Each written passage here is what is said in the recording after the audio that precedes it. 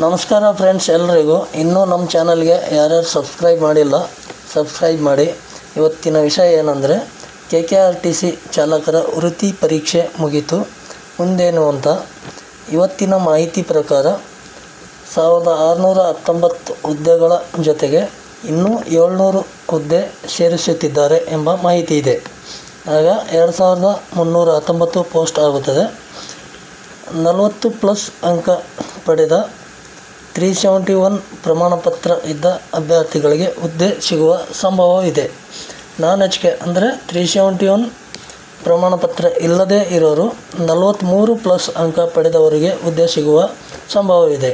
ಇನ್ನು 8 ರಿಂದ 10 ದಿನಗಳಲ್ಲಿ ಲಿಸ್ಟ್ ತಯಾರಿಸುತ್ತಾರೆ.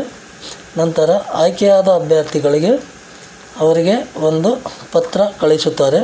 ಪತ್ರ ಬಂದ ನಂತರ ಆಯ್ಕೆಯಾದ ಅಭ್ಯರ್ಥಿಗಳು ಜಿಲ್ಲಾ ಸರ್ಕಾರಿ ಆಸ್ಪತ್ರೆಯಿಂದ ಕಣ್ಣು ಕಿವಿ ಪರೀಕ್ಷೆ ಮಾಡಿಸಿ ನಿಮ್ಮ ಒರಿಜಿನಲ್ ಡಾಕ್ಯುಮೆಂಟ್ಸ್ ಜೊತೆಗೆ ಇವುಗಳನ್ನು ಸೇರಿಸಿ ಗುಲ್ಬರ್ಗ ಹೆಡ್ ಆಫೀಸ್ಗೆ ಸಲ್ಲಿಸಬೇಕಾಗುತ್ತದೆ ಮತ್ತು ನಿಮ್ಮ ಆರ್ಡರ್ ಕಾಪಿ ಪಡೆಯಬೇಕಾಗುತ್ತದೆ. ಮುಂದಿನ ದಿನಗಳಲ್ಲಿ ಹೊಸ ಅಪ್ಡೇಟ್ ತಿಳಿಸುತ್ತೇನೆ. ಧನ್ಯವಾದಗಳು.